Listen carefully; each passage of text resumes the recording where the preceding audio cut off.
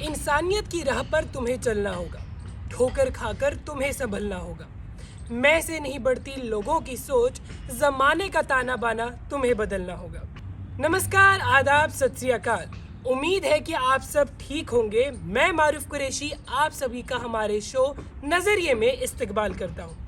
जी हाँ नाजरीन, आज हमारे साथ एक ऐसी शख्सियत मौजूद है जो अपने आप में ही मिसाल है। ये एक ऐसी शख्सियत है जिसे किसी तारुफ की ज़रूरत नहीं। इन्हें ना तो सिर्फ अपने राज्य में बल्कि पूरे भारत में जाना जाता है। जी हाँ दोस्तों, आज हमारे साथ मौजूद है श्रीमती प्रकाश कौर बीबी जी, या हम कह सकते हैं पद्मश्री प्रकाश कौर बीबी जी। सबसे पहले तो आपको पद्मश्री के लिए बहुत ज़्यादा मुबारकबाद, क्योंकि पद्मश्री पाना अपने आप में ही बहुत बड़ी बात है। अब बाकी का समय ज़ाया ना करते हुए सीधा रुख करते हैं बीबी जी की तरफ। तो बीबी जी, जैसे मैंने आपको अभी तक बहुत बार बीबी जी बोल दिया है, तो सबसे पहले आप इस राज से पर्दा हटा दीजिए कि आपको बीबी जी सब क्यों कहते हैं। क्योंकि जहाँ तक मुझे पंजाबी आती है, बीबी जी का मतलब मदर, हम अपनी माँ को बीबी कहते हैं। तो आपको पहली बार ज़िंदगी में बीबी किसने बुलाया था? बीबी पंजाबी में बहुत रिस्पैक्टफुल वर्ड है जी, ਤੇ ਬੜੇ ਸਤਿਕਾਰ ਨਾਲ ਲਿਆ ਜਾਂਦਾ ਤੇ ਇਸ ਕਰਕੇ ਮੈਨੂੰ ਤਕਰੀਬਨ ਬੜੇ ਪਿਆਰ ਦੇ ਨਾਲ ਸੰਗਤ ਜਿਹੜੀ ਪਬਲਿਕ ਆ बीबी जी कह के कॉल करते हैं। और जिस तरह के आपके काम है, आपको इस नाम क्या, मुझे लगता है इससे भी कुछ ऊंचे दर्जे का नाम देना चाहिए। तो आप हमें ये बताइए कि यूनिक होम का सफ़र कैसे शुरू हुआ? ਸ਼ੁਰੂ ਤੋਂ ਹੀ ਬੱਚੇ ਮਾइंड ਵਿੱਚ ਸੀ ਕਿ ਮੈਨੂੰ ਚੰਗਾ ਲੱਗਦਾ ਸੀ ਕਿ ਇਹਨਾਂ ਬੱਚਿਆਂ 'ਚ ਰਹਿਣਾ, ਜਿਨ੍ਹਾਂ ਨੂੰ ਲੋਕ ਸਿੱਟ ਜਾਂਦੇ ਆ ਆਪਣੇ ਹਾਲ ਤੇ, ਉਹਨਾਂ ਨੂੰ ਪਾਣੀ 'ਚ, ਇਹਨਾਂ ਨੂੰ ਇੱਧਰ ਗੰਦੀਆਂ ਥਾਵਾਂ ਤੇ। मेरे माइंड ਵਿੱਚ शुरू च सी कि मैं कुछ फ्रेंडली सर्कल भी सी इंज दा करके। तो बीबी जी, जैसे अभी हाल ही में भारत सरकार ने आपको पद्मश्री से नवाजा गया है। ऑफ कोर्स आपकी मेहनत, आपकी लगन, आपके सोशल वर्क की वजह से ही आपको दिया गया है। तो आपको क्या लगता है कि आप इस पद्मश्री से कैसे कैसे अपने आप को या अपने यूनिक होम को आगे पहुंचा सकते हैं? ठीक है, बाकी ठीक ਕੀਤਾ ਜੋ ਗਵਰਨਮੈਂਟ ਨੇ ਕੀਤਾ, ਤੇ ਬਾਕੀ ਤੇ ਬੰਦਾ ਜਦੋਂ ਸਿੰਸੀਅਰਲੀ ਕੰਮ ਕਰਦਾ ਹੈ ਤੇ ਉਹ ਕਰਦਾ ਹੀ ਰਹਿਣਾ ਚਾਹੀਦਾ ਹੈ। ਰੱਬ ਦੀਆਂ ਨਜ਼ਰਾਂ ਵਿੱਚ ਵੀ ਠੀਕ ਹੋਵੇ ਨਾ, ਸੋ ਜੋ होया ठीक होया। तो बीबी जी, आप हमें ये बताइए, जैसे अभी हम अंदर बाकी सारे बच्चों से मिले, बहुत सारे बच्चे थे, अलग अलग नाम थे, और हमने पुराने बच्चों के बारे में भी रिसर्च करा, आपके कई सारे आर्टिकल्स पढ़े। आपने बहुत इंटरेस्टिंग से नाम रखे, जैसे शीबा हो गया, वहीं एक बच्ची अंदर मिली, शीबा हो गया, लूसी सिंह हो गया, सुजाता हो गया, एगी हो गया, रवि हो गया, और जैनब हो गया, राजिंदर कौर हो गया, अलका जी हो गया, और सारे बच्चे नेम रखते हैं डिफरेंट जी।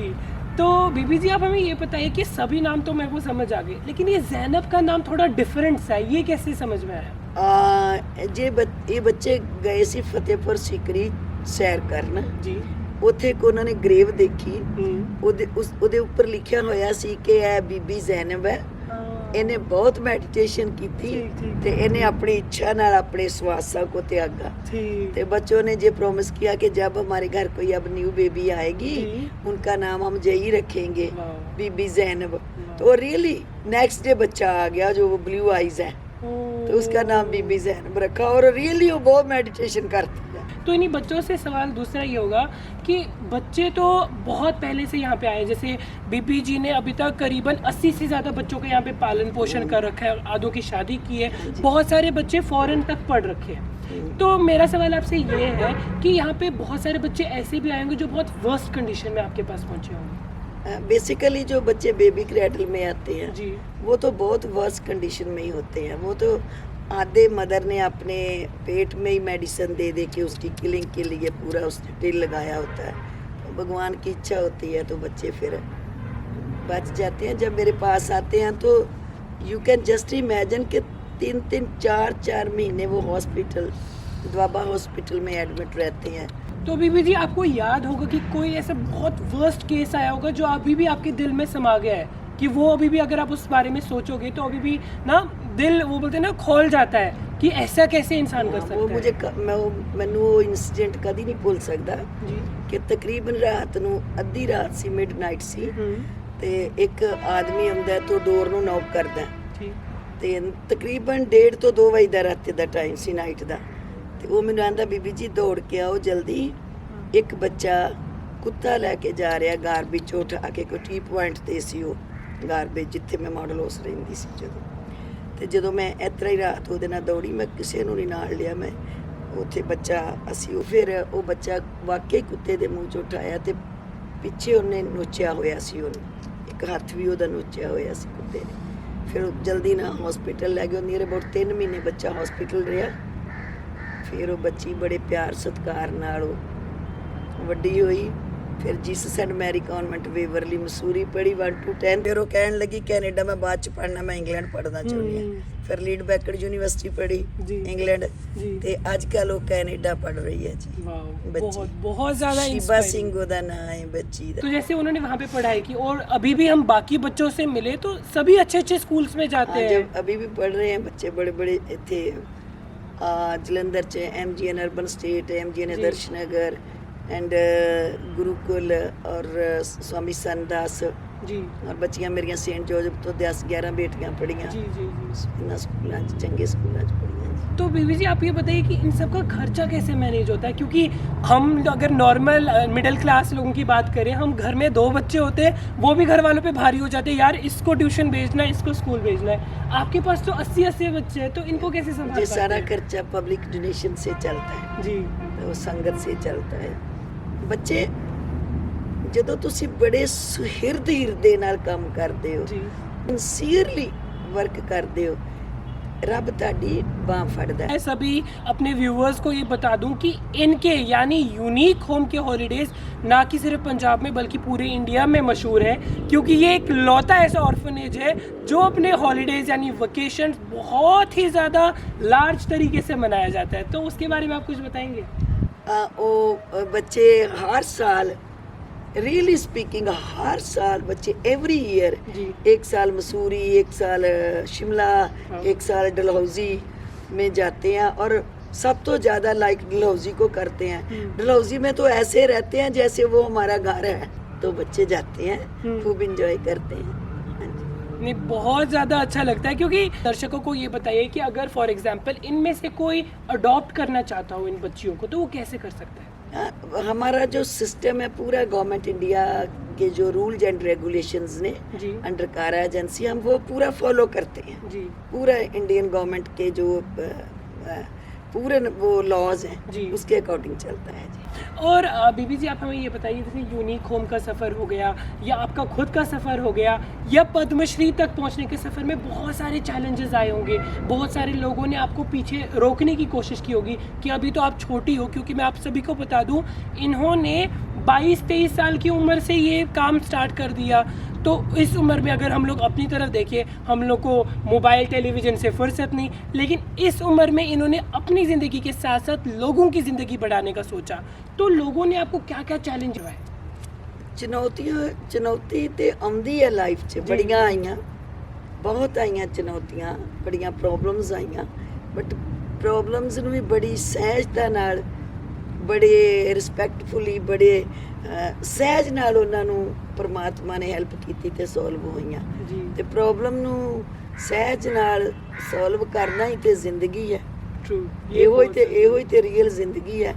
ਬਾਕੀ ਜੇ ਹਾਈ ਪਿੱਟ ਰੋ ਕੇ ਵੀ ਤੇ ਕਰ ਹੀ ਲਈਦਾ ਹੈ, ਜੀ। ਉਹਦੇ ਨਾਲ ਕੋਈ ਇੰਨਾ ਕੋ ਨਹੀਂ ਹੁੰਦਾ ਫਾਇਦਾ। बीबी जी आप मुझे ये बताइए साथ में, सबका बर्थडे 24 अप्रैल को ही क्यों मनाया जाता 24 अप्रैल साडी फिक्स डेट है। है? जी बेसिकली एक लेबर पार्टी का मजदूर था, उनकी दोनों टांगे नहीं थी, वो सारा दिन वो रोड़ी काटता था जी ऐसे ऐसे। तो वो जब हम नया नया यूनिक को बनाया तो सारे पैसे बच्चों के लिए दे देता था, खुद कुछ नहीं रखता था खुद अपने लिए? कुछ नहीं रखता था। वो अपनी 2 रोटी लेता था तो सब यूनिक होम बच्चों के लिए रात दिन वो मेहनत करता था। तो उसका बर्थडे था 24 अप्रैल को।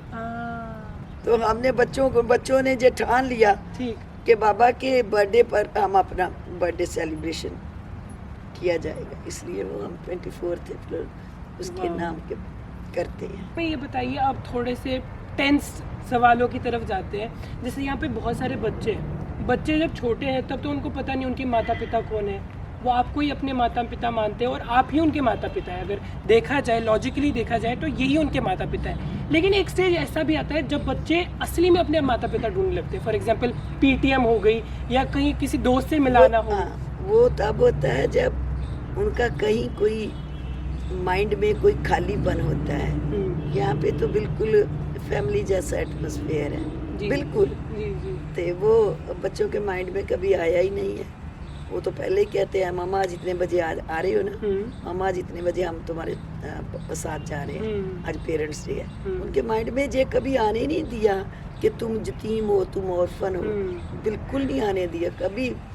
जे उनको रियलाइज ही नहीं होने दिया। कभी कभी मैं बात करती हूँ कभी कभी, तो वो बच्चों का आगे से ये आंसर होता है कि माम जो लेडी हमें छोड़कर चले गई, में भी जितनी प्रॉब्लम्स थी वो फेस करती, वो हमें कहीं कूड़े में कहीं इधर, वो हमारी माँ कैसे हो सकती है। मम यू आर रियल मदर। तो बीबी जी आप हमें ये बताइए, जैसे अभी हमने यूनिक होम्स में देखा तो यहाँ पे सिर्फ लड़कियाँ ही हैं। तो यहाँ लड़के ऐसा कुछ सिस्टम नहीं होता? नहीं, ये ओनली फॉर गर्ल्स हैं। तो कभी आए हैं कि यहाँ पे लड़के नहीं लोग फेंकते, बहुत कम फेंकते हैं। क्यों, ऐसा क्यों? वो जो हमारी थिंकिंग है, जो हमारी सोच है, वो अभी विकसित नहीं हुई। वहाँ पर तो अभी हाय लड़का ही चाहिए। जब लड़की हो गई या क्या हो गया या कैसे हो गया तो लड़की को ही फेंकते हैं।